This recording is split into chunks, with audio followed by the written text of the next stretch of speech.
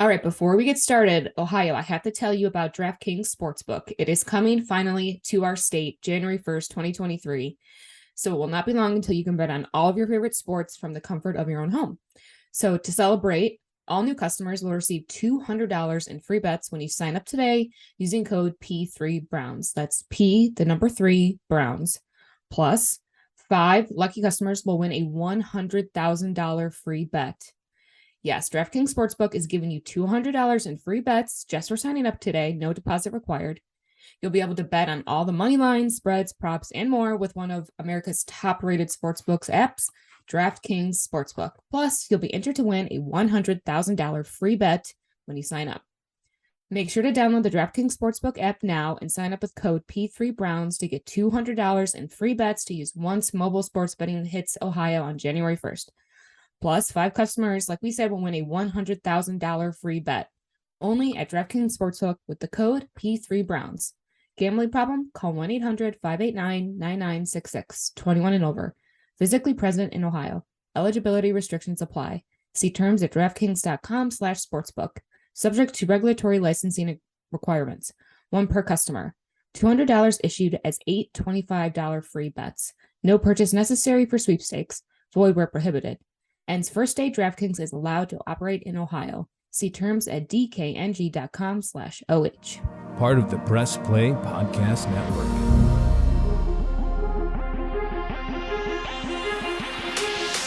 45-50, 45-40, run, William, run!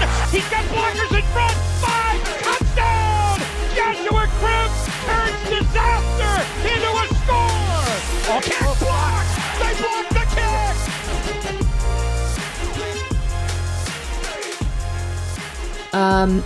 Tyvis, do you know what the definition of insanity is? Everybody does. That's when you do the same thing and expect a different result. Yeah. That's what. You know how many times I've heard that this year about the Cleveland Browns? I mean, it's insane. You must be. You must be referring to the defense. That must be where you're going with this. Because if I remember, maybe a few episodes ago, I said something about this whole season has been bad because of the defense, and I just remember you saying something along the lines. Post-it notes on your screen that's like, I'm gonna make sure I bring this up because I said this 4 weeks ago at the 8 p.m. hour to just saying. It's let just everyone know that it just makes me smile to know that every week you are so close to just committing to saying, Tyvis, you know what? You was right. When have I ever said you were wrong? Please tell me when I've ever said you were wrong. You fought me. Oh, you fought me. Because of play calling. And it was like the shitty ass play calling from last weekend, I'd also be right. Was it bad? Offensively was bad. Did you hear me slap my knee? Wait a minute. Offensively, it was bad because I seen a bunch of drop passes from the tight end that was great throws. I thought Jacoby Brissett played a great game. Two back-to-back QB sneaks. Tyvis, those. That was horrible. That was horrible. That was game changing. It was horrible. It was. But you know what else was game changing? The defense. Yes. Why can't we just say that we were both on the same page? I never said it wasn't the defense's fault. Never. Or was not. Wait, what did I just say? I've never said that it was not. You don't even see. Yeah, that's what I said. I was right the first time I said it. You don't even know. You so messed up that you don't even know what it is that you want to say. That's well, yeah, because you know what? They're driving me insane. That's the definition of insanity these days is my mind with this team. Okay.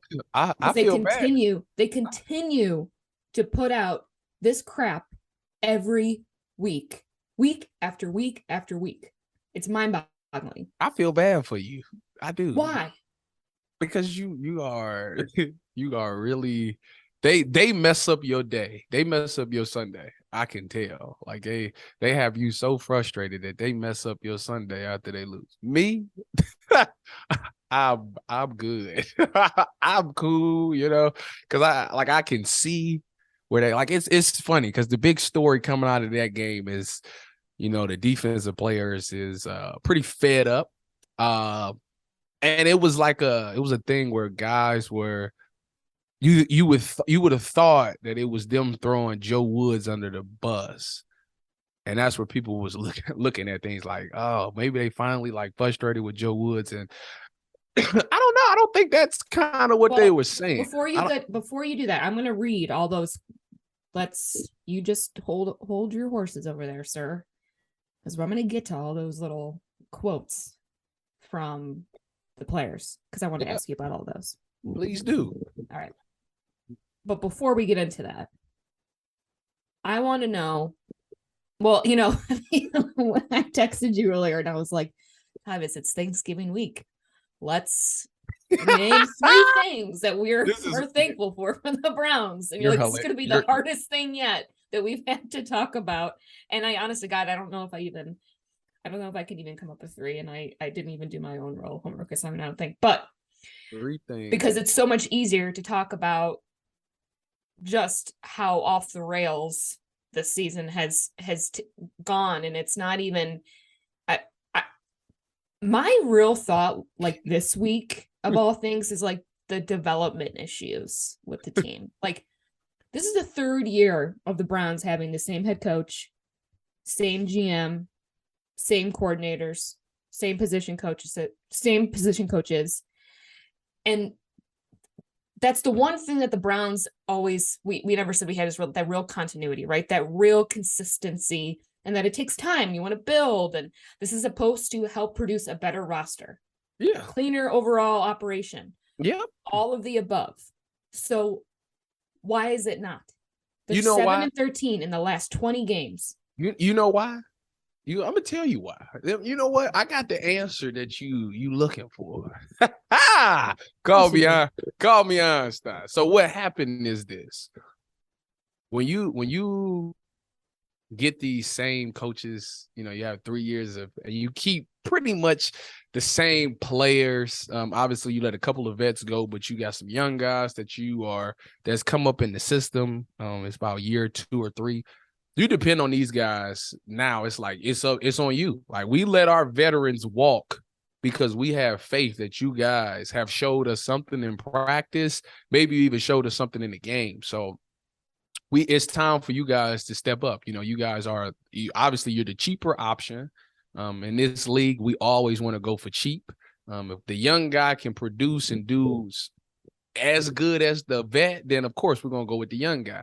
Well, what happened in this season is a lot of the young guys that we were dependent on has not taken that next step, and that's just flat out what it is. We had you look at the defensive tackle position, fairly young. You go get Taven Bryan to come in to be the one vet in that room, but outside of him, they're all young guys, and none of them has stepped up and taken that next step in development and been the guy that you thought.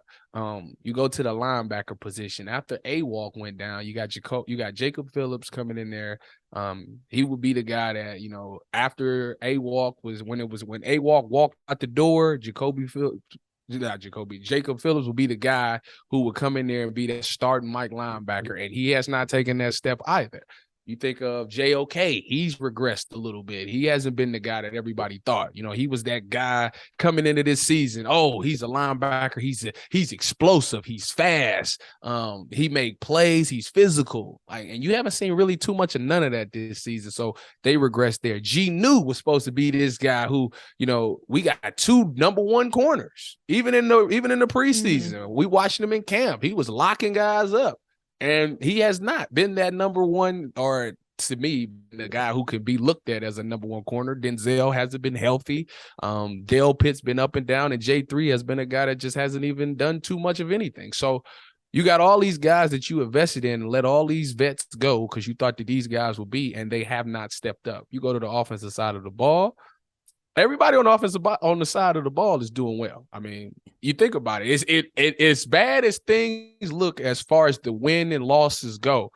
DPJ has developed into a great number 2 receiver, where before the season, guys was like, we need to go out and get another wide receiver immediately. Amari Cooper has blossomed into the guy that everybody was hoping that he would be. Even Jacoby Brissett is having a great season. If you look at 11, I think he got 14 touchdowns to 5 picks or something like that. That's pretty darn good. Or it might be 11 to 5, something like that. That's pretty good for a guy. He gets better and better each week. Nick Chubb was like 3rd in the league rushing. Like everything on the offensive side of the ball, statistically, you got guys who's in like great shape. It's just that the young guys that they were counting on didn't step up and take that step. So it's made us look pretty bad. So is that a coaching problem? Is that an Andrew Berry doesn't know how to pick problem? Because these are Berry's guys. These are Berry's guys. How big of a flop is Anthony Schwartz? So this is interesting to when you get to that, and it's because to me the easiest thing to do is say it's on the coach. Like to me that is a cop out, and that's why all year I've been telling y'all like y'all just want to take the easy road and say that it's on the coach. Like Holly, I played in defense. Forget offense. I can't speak on offense. Defensively, I've been in this system for 4 years. Like, it's not that hard to get. Year one, okay. Year one, yeah. I didn't get it year one. Year 2, 3, 4, I had it like the back of my hand because it's not that simple. Why don't y'all think that, like, you got guys coming out in media saying, people need to take their jobs more seriously. That right there is a red flag. Boom. Okay, so that means guys is not studying. Why is it that the coach, you telling me you think that Joe Woods goes to practice every day and sees mistakes? You think he don't stop it and say, hey, this is how I don't know. I don't know, Tyvis. I'm willing to bet everything I got in my bank account that he does this. He stops stuff and goes, hey, this is how we supposed to play this. This is how things are supposed to look. We got defensive meetings. In defensive meetings, you go into meetings, you watch practice, you get corrected. They even take it as such as going to a game rep and showing you what it's supposed to look like. You get out on the field, if you mess it up, they'll say, beep, beep, beep, beep, run it again.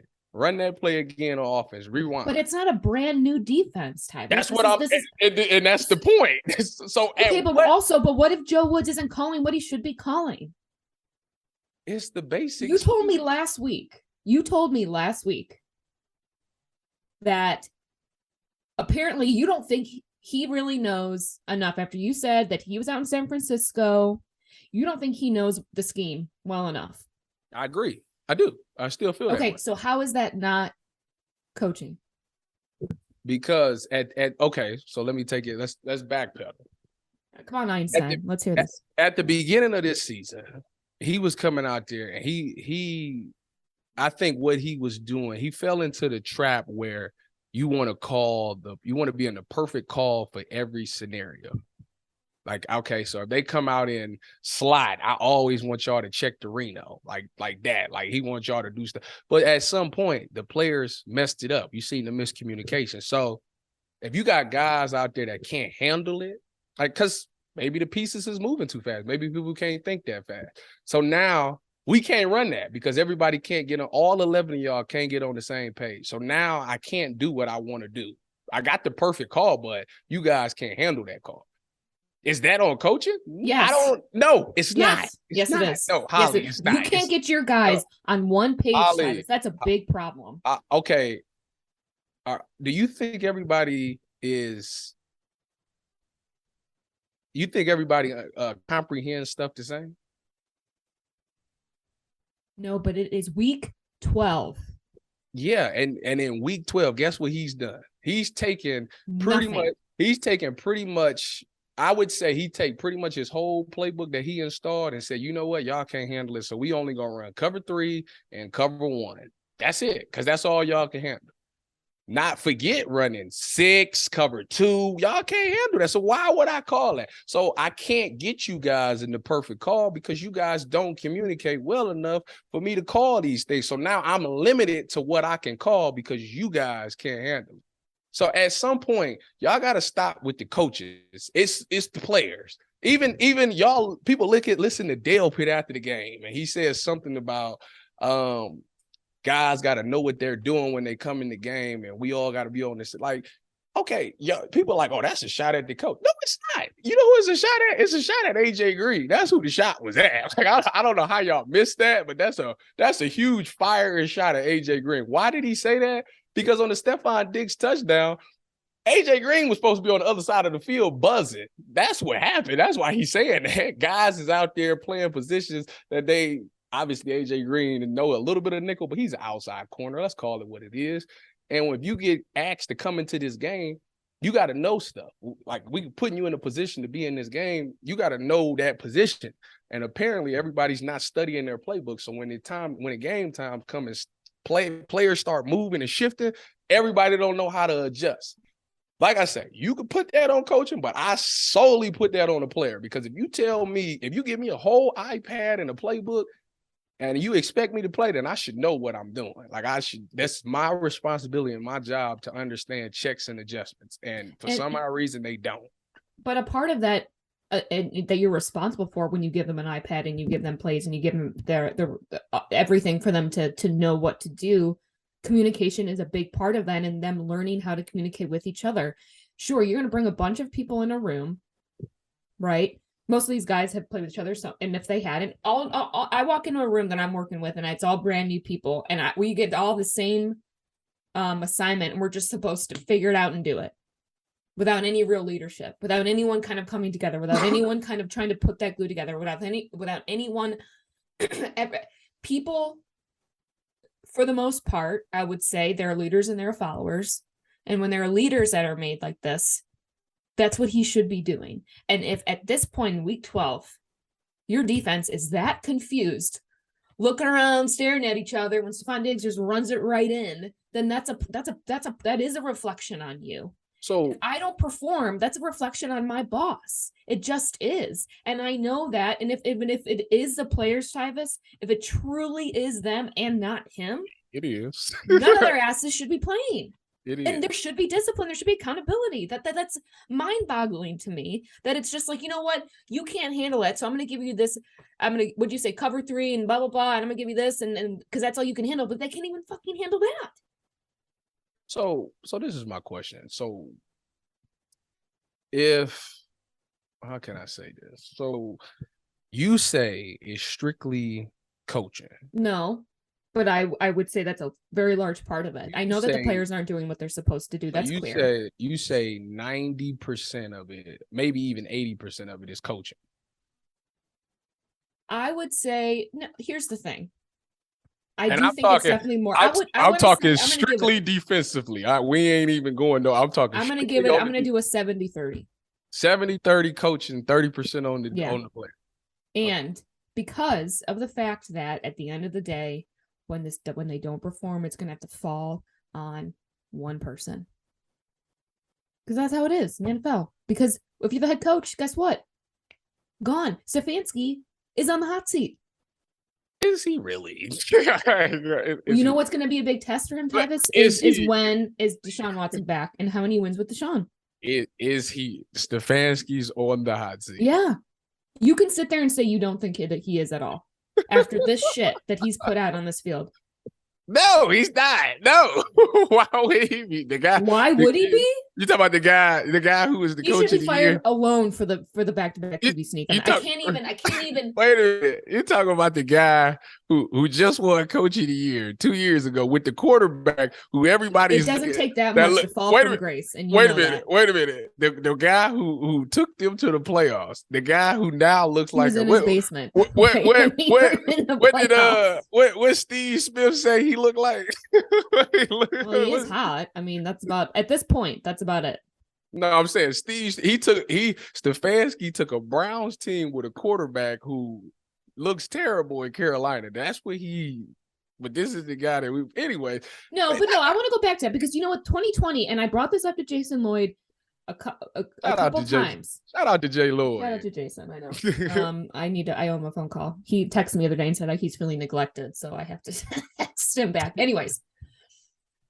2020, this is what I asked him because I think it really has shown that year when there was nothing else to do, there was nothing else going on, and they had to focus on each other and the game and staying in and doing what they had to do, and their focus was there, made a way bigger difference than we thought, and they played like a team. But see, this is why is that not there now?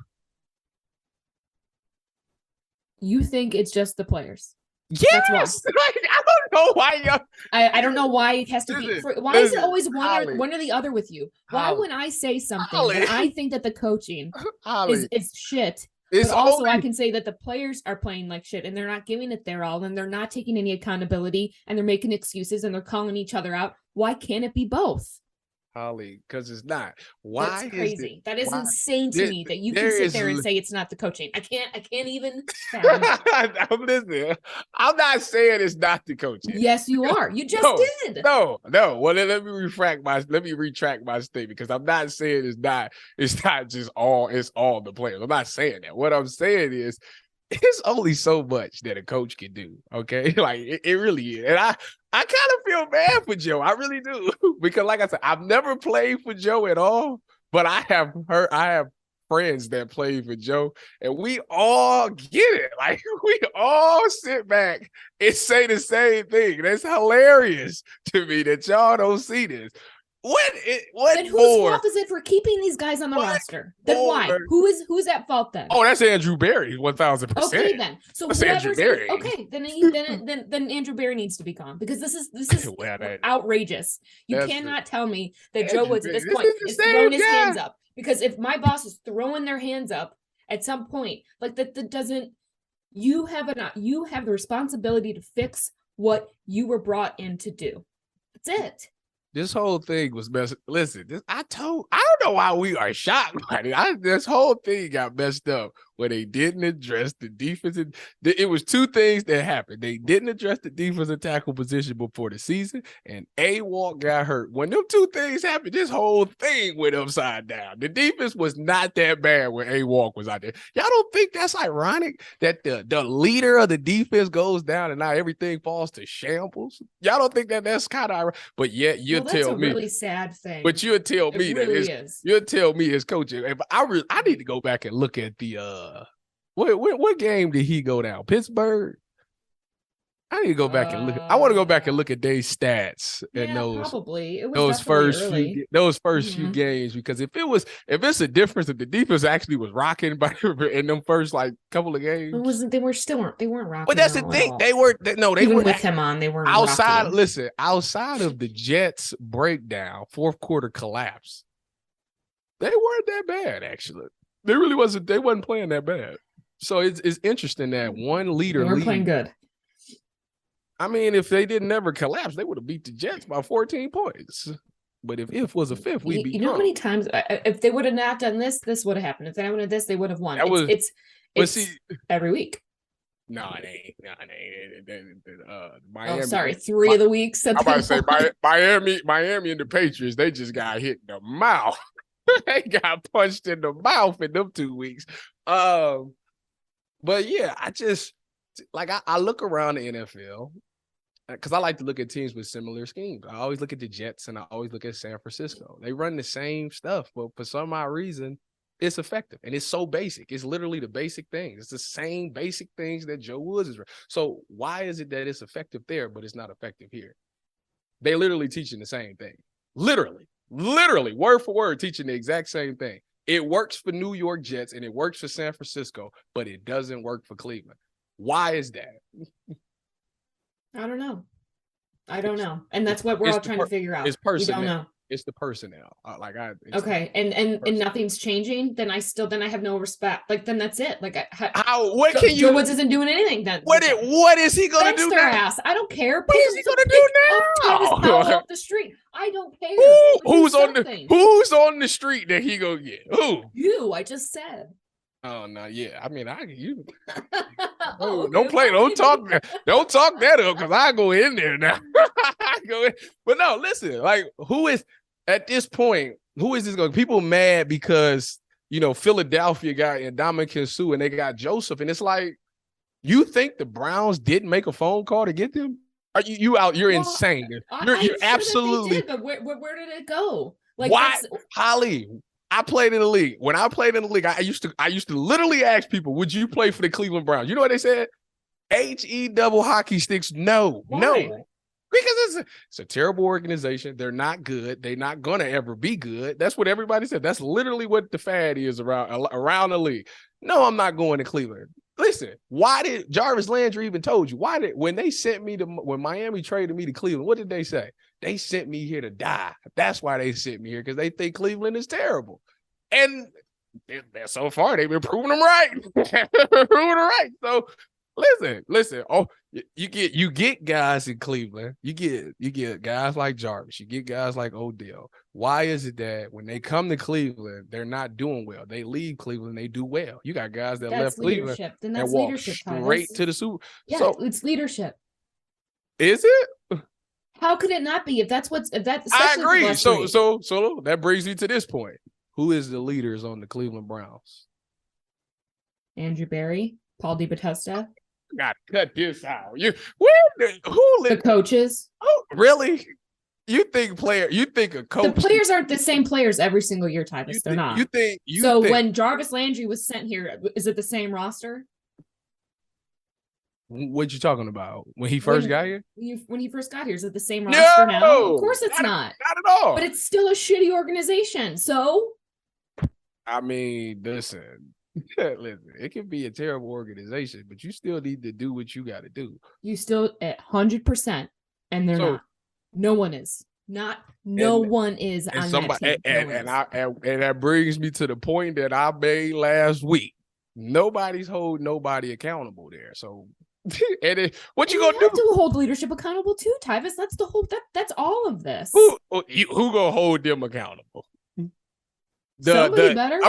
We talking the upstairs, not the players. We talking the upstairs. Who gonna hold? Okay, let me ask you this: you're playing, all right.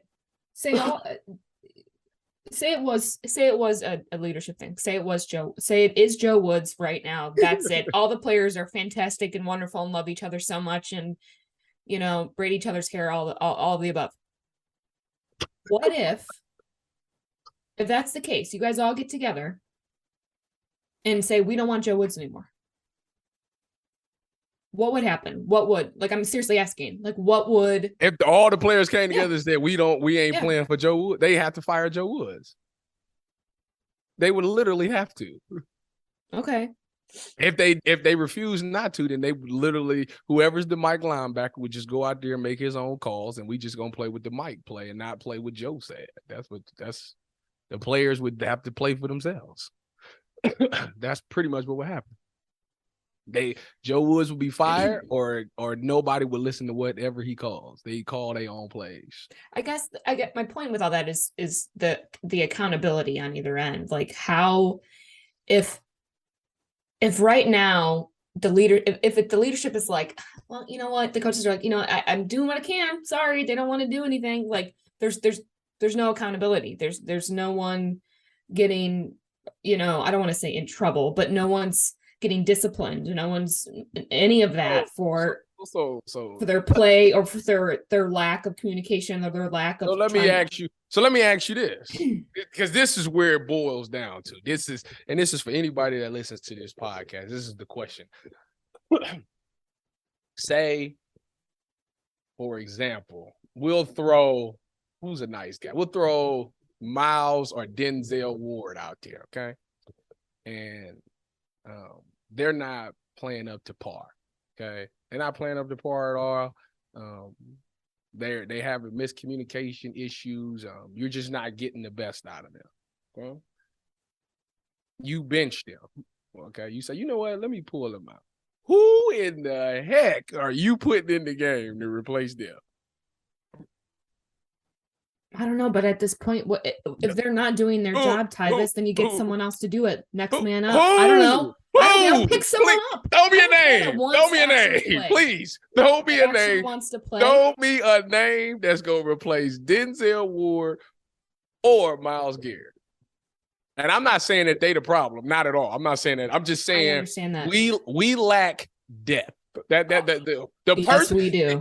You know what? It's at a point that even though they might not be playing up to par, the person behind them is not ready or is so terrible that we can't even afford to take them out the game. Absolutely. And let me ask you this then. When we had Cardell on and he said it was next man up, he was third stringer and he won a national championship because he was prepared and he was coached. And that's leadership. But that's and my that's son. coach, and that's Guess where he got that from? He got that from God. me. Oh. He got that from me. So that's he got my genes running through his So veins. that Of course, so that's what he that's was so- ready.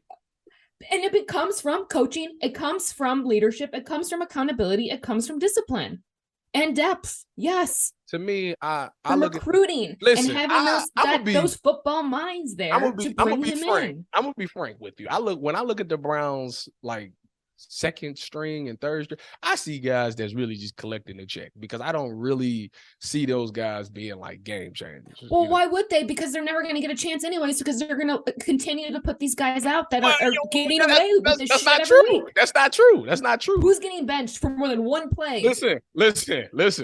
Grant. For example, guy that ain't really played this year, AJ Green. Hey, it's your time now. We need you to come in there and we need you to play nickel because you're the only guy that knows nickel, right? Because he's been the backup nickel for preseason. You say that, right? Sure. We get down to the red zone.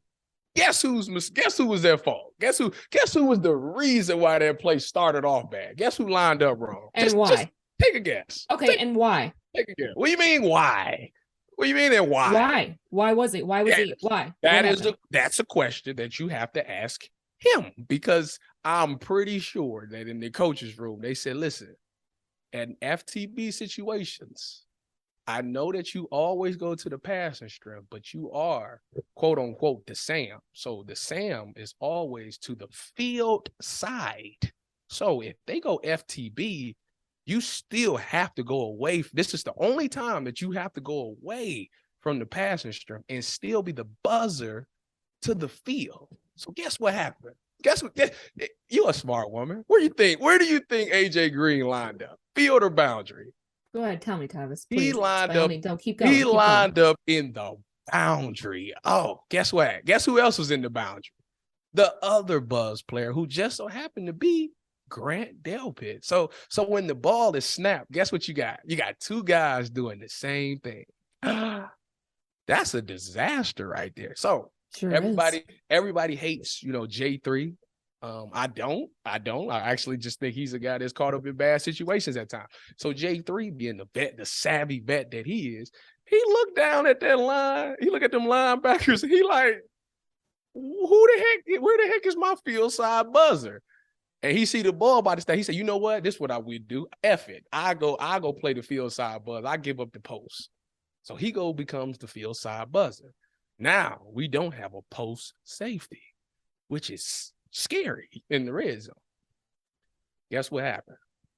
They ran a crossing route. Denzel said, you know what? I'm going to let mine go because we ain't covered 3 anyways. So I'm going to let mine go, and I'm going to catch the one that's coming back. Martin should probably see the same thing, and he should let his go, and he should catch the one coming to him. So it's like a smooth transition where they cross. We just pass them off and pick up each other. On top of that, our linebackers is hook droppers, so they should probably spin out of it and come and be underneath. But no. Taki was so locked in on Josh Allen that he never seen that crossing route. Martin Emerson basically played man-to-man on that red zone and took his man across. Denzel was catching it anyways. And then you got JOK on that side. So that's why you got, 3-4 guys defending one. You don't got your post safety because he went down to be the buzzer. So now nobody's there for dig. Taki's looking at the quarterback. He never punches out to go find the over route. So, yeah, you get somebody left wide open. But guess what? It all starts because the initial alignment was off. AJ Green is just so happened to be to the field. J3 never runs over there at all. So if something did break down in the post, say Taki messed up and didn't get it. Say Denzel did cut it loose. You still got a post safety that's like, oh, snap, let me help you out. I got you. And he can still play digs. But the initial alignment of one player who we all thought, he's been the backup nickel since, I don't know, the whole year. You thought he would know it. I mean, if I'm a coach, I'm pretty much sure this guy knows. I mean, we trust this guy because team. How do you trust these guys if they continue to do it every week? Because my doesn't team, make any sense listen, to me. we trust it. Not just as a coach, we trust him. Our teammates have faith in this guy because in the preseason, we said that if AJ Green's doing so well that he could be a number one somewhere else. That's how good he is. So when he goes in the game, nobody thinks that he's gonna make a mistake like that. But he did. And that led to a touchdown. It's week 12. But you cannot tell me that he should know. That's on the coaches, though. If your guys are going out there and they don't know what the hell they're doing, you cannot sit there and tell me that coaching is not a part of that. You can't. They may not know because they're not taking the practice to do that and the understanding to do that. But to sit there and tell me that it doesn't fall on Joe Woods at all that's asinine. So let me ask you this, Holly. Let me ask you this. So if, say, I don't know, let's say it happened back in week 2. We went over it in practice in week 2. Hey, okay. FTB comes. I know it's FTB and you're supposed to go to the pasture, but you still go to the field. And he say, we run it in practice. He does it right in practice. It's week 2 and he does it right. Week 12, you think he still know? You think you worried about it in week 12? He should know. He should know. He should absolutely know. So you think all right. So now you see where coaches fall into this trap. It's like, we went over it before. I thought you would have known that. But that's on the coaches though. And that's the part that's where people don't get. They went over it before. Trust me. They went over it. So why are you so they know 10 weeks ago? I'm also going to need maybe refresh. You should be looking at your shit every single week. Do you know what league you play? If it happened in the preseason and they beat you on it, it could be week 19. We gonna run it because we don't know because it's been 19 weeks. They probably forgot by now. That's exactly what they're gonna do. Yes, and it's all preparation, Tyvis, and no one's doing their job. And the preparation falls on the players as well. Yes,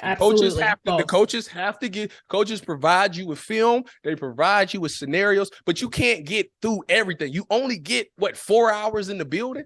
I can't go through all of freaking 11 game film over 4 hours in 3 days. You expect me to? No. What are you doing when you leave? Like, y'all, please hold these players accountable in some aspect. Like, this is ridiculous. But no one is even inside the organization, Tyvis. No one is. Mm-hmm. No one is. And part of that, if they're not, that also falls on leadership. Like, I'm gonna tell you that we don't have that on defense. And I said that on the Baskin and Phelps show. We that's so far gone. There is no leader on defense, period. You can't on the team, even on the team. When I told you this a couple weeks ago. That's a lie because I think Jacoby Brissett is a leader. When I look at Jacoby Brissett, he comes off to me as a leader for sure. Vocal one at that.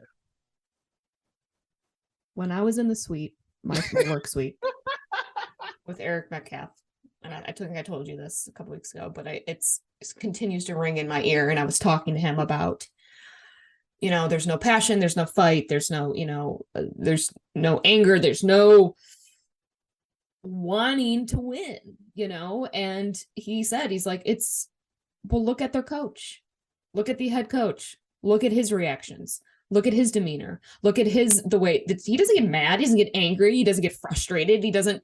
There's no there's no discipline. There's nothing. I mean, it's and he said players follow their coach. Players follow their coach. Bill Belichick don't show emotion. He might be one of the scariest men. He doesn't show no. He has a presence, Tyvis, and you know he does. You cannot sit there and say that him and Stefanski are the same. Wait a minute. Don't do that. That's fine. But you saying like he don't show no emotion, he doesn't get mad. Neither does Bill. Neither does Pete. Him and Stefanski are in the same boat of no emotion. You think their no emotions are the same? Neither does Pete. That's crazy. I played for Pete Carroll. We be down 21 points. He's still smiling and chewing gum. Wow. So I got my own thoughts on Pete Carroll, but we won't go down that road. Great coach. One of the best. that guy know how to have fun. Mm-hmm. That was my dog. I love Pete. But anyways, look, we're gonna, and we'll keep going on this forever. I know we will, but we got to talk about what we're thankful for. That we never got to it. Oh yeah. So but before we do. I need Yeah. to tell everybody about DraftKings. Ohio DraftKings Sportsbook, that is, because it is coming to the Buckeye State. It won't be long until you can bet on all your favorite sports bets from the comfort of your own home. To celebrate, all new customers will receive $200 in free bets when you sign up today using code P3Browns. Plus, 5 lucky customers will win $100,000 free bet. That's right. DraftKings Sportsbook is giving you $200 in free bets just for signing up today. No deposit required. Soon, you'll be able to bet on money lines, spreads, props, and more with one of America's top-rated sportsbook apps, DraftKings Sportsbook. Plus, you'll be entered to win a $100,000 free bet when you sign up. Download the DraftKings Sportsbook app now and sign up with code P3Browns to get $200 in free bets to use once mobile sporting bet hits Ohio. Plus, 5 customers will win a $100,000 free bet only at DraftKings Sportsbooks with the code P3Browns. Gambling problem? Call 1-800-589-9966. 21 and older. Physically present in Ohio. Eligibility restrictions apply. See terms at DraftKings.com/sportsbook.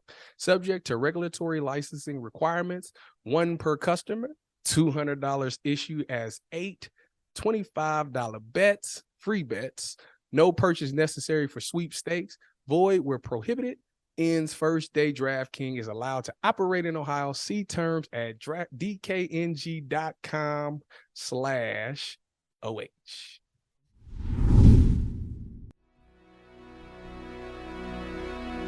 Hey everybody, it's Sam Amico from Cavs on the Break NBA podcast. Be sure to give us a listen for all your Cleveland Cavaliers recaps, analysis, breakdowns, draft talk, free agency. The list goes on and on. Give us a listen, Cavs on the Break NBA podcast. Looking for new insights on the Cleveland sports scene with a unique side of Cleveland sports history? Then you found the perfect podcast. I'm John Sable. And I'm Scott Sable, and we're hosts of the Sable Brothers on the Baseline podcast, a podcast about Cleveland sports, but not your typical podcast about the land's sports teams. Join us as we embark on a journey of sharing a unique and historical side of Cleveland sports history with the help of some former Cleveland sports stars and other historical figures. All right here on the Sable Brothers on the Baseline podcast, part of the Press Play Podcast Network. All right. We are back on the Orange is Oranger Cleveland Browns podcast. I'm Holly. That's Tyvis. I guess I realized I never even introduced ourselves. We need no introduction. Tyvis. We are who we are. All right. So it's Thanksgiving this week. And, you know, in general, in life, Tyvis, I got a lot to be thankful for. You have a lot to be thankful for. And one of those things that continues to bring us conversation every week are the Cleveland Browns. So, like I mentioned earlier, we're going to name a couple things that we're thankful for when it comes to this wonderful organization. So I'll go first. I'll do one. Okay, then I'll pass it to you. Okay. I am thankful for all the content that they give us every week. I am, because it makes our conversation, like the one we just had, full of fun and light and disagreement and swearing every week. So I'm thankful for that. Well, that's very thoughtful of you. You know, Well, it's nice. Count your blessings. I am very thankful just for the simple fact that that we got a team to root for, because there's a lot of cities out there that doesn't have a team to root for. And yeah, I know that this season, we had high hopes. Things have been up and down this season, but for some odd reason, man, every Sunday I'm optimistic. I'm always, because I want to just be a part of I just want to see this team do well, and I know that it's there. And I just think I think right now they're in a good space because nobody believes in them anymore, and they are still in that locker room together. And I think it's one of those things that they got to figure out together. So I'm grateful that that we just have a team, that we have a team to root for. Whether they do good or bad, they give us something. It's a lot of highs and a lot of lows every Sunday, and that's what you want. Mhm. You want to. It brings the emotion in it, so that's one thing I'm thankful for. I'm thankful for Amari Cooper. He has been a ray of light for us this season. He is obviously an incredible route runner. Him and Jacoby have found a good rhythm. He catches insane passes, and I just am happy that we have a vet wide receiver that we got for next to nothing. So I'm really thankful to the Dallas Cowboys. So that's my next one. It's a really good pick. It's a good one. It was. I'm gonna go with Jacoby Brissett next. Then, if we're gonna go player for player, I'm gonna go Jacoby Brissett. I think he, although it was, a couple of his games this year, the 2-minute drops or whatever, I think he's one of those guys that continuously gets better. He doesn't try to make the same mistake twice. And as of lately, I think he's been really loose. I think he's been playing like he's played above himself. I mean, some of the throws, even in the Buffalo game, even though the tight ends dropped it, he was ripping that ball. And that was something that I didn't think he could do. You see a guy who goes out there every Sunday, and I think he leaves it all. I truly feel he leaves it all on the line. He plays and gives his team everything he can. I mean, this is a guy who's not even a scrambler, and this guy was out there running around for first downs and stuff like that. So he's all in. You can tell he's passionate about it. Anytime he does get the quarterback sneak, we get the great first down signal from him. So I think it's I like it. I feed off of his emotion. So I'm grateful that he, that the Browns gave him the chance to start for 11 games. Whether or not they won them or whatever, it was nice to see somebody, progress every year, every week. That's good. That's good. The entire time you were talking, I was thinking about what I was going to say for my third one. The one. I mean, I I'm trying to think. I was like, oh, there's like no one on the coaching I can say. There's, I will say I am thankful for, I think the Browns put on a really good production when they played home. Monday night was fun. The Monday night game, the Bengals. And you know what? I say I'll take it a step further. I'm thankful for when the Browns, when they actually do win, they make life for most people in this city just a little bit easier on a Monday. So Browns, when you do win 3 games out of the season so far, those 3 Mondays. Why you gotta point that out, though? Were better days than others. So I'm thankful for that. I'm thankful for those 3 wins and the production that the Browns people put on a Sunday. Think about this. There's only one team that has a worse record than the Browns. Yeah. You could be the Houston Texans. We're the 29th. We're 29th in the league, but I mean, you could be the Houston. You could wake up and be a Houston Texans fan. Well, we're going to be playing the Houston Texans with Deshaun. So you got to be grateful for things like this. We're not in last place. Thankful for that. Go ahead, give me your last one. Okay, my last one. Let me see. Last thing that I am grateful for with the Cleveland Browns. Wow, I got it. You know what it is? That they allow me to do pregame and postgame, because they definitely didn't have to give me that opportunity to do such a thing. So the fact that, they even reached out to me to even provide me with the opportunity, just to connect with fans and try to break things down and try to explain the game to them, and be a therapist on after games, after losses. It's been fun. I really appreciate it. And I love taking the calls, especially even after a win. Like it's been really fun to connect with Cleveland, and not just Cleveland, but the fans that's all around the world that's calling into those post games. Some questions some be wild, but it's so exciting. I just be so excited to hear what they got to say about things, and So I'm grateful for that opportunity to do that. So Well, you deserve it. well, thank you. I appreciate You're that, welcome. man. I'm thankful for you, Tyvis.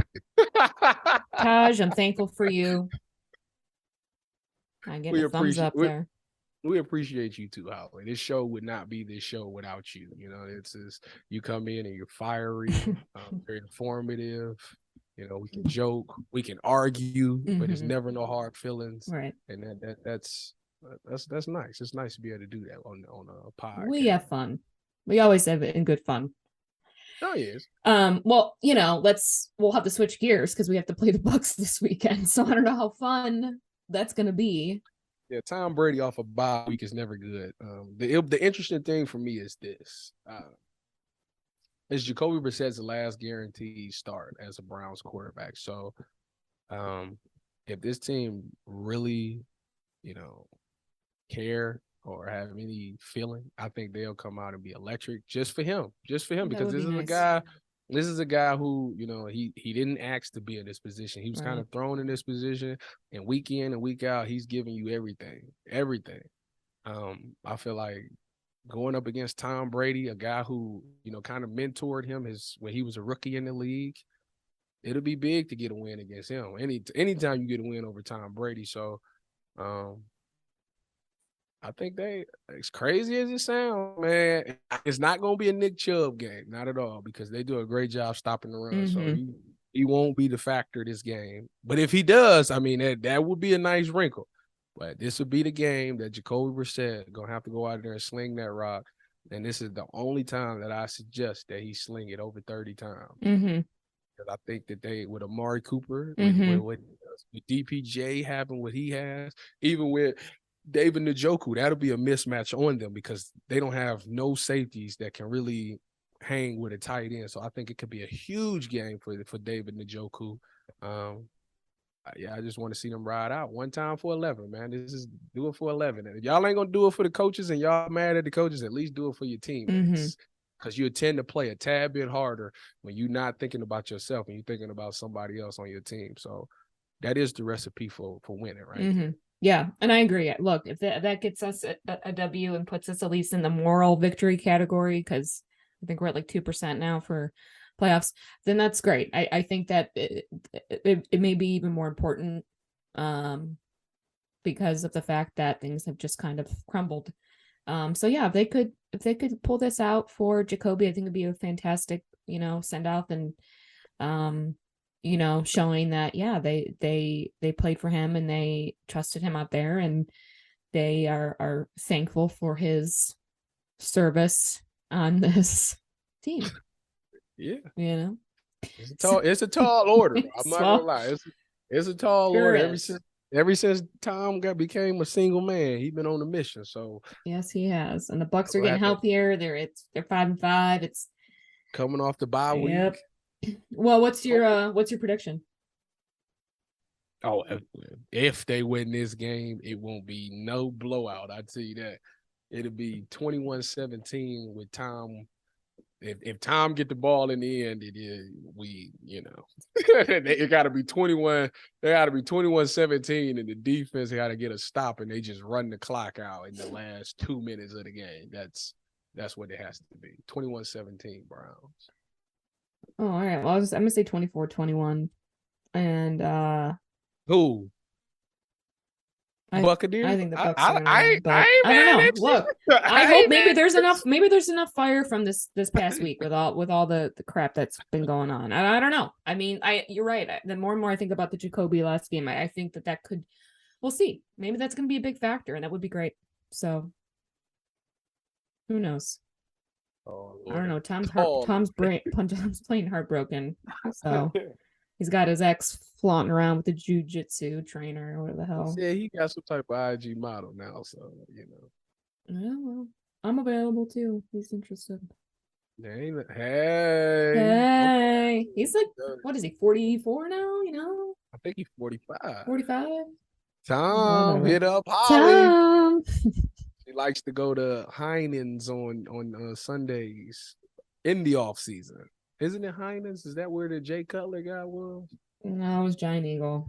Giant Eagle. Never saw that guy again. Wasn't meant to be. Yeah, you ain't right about that. Twice if it's nice.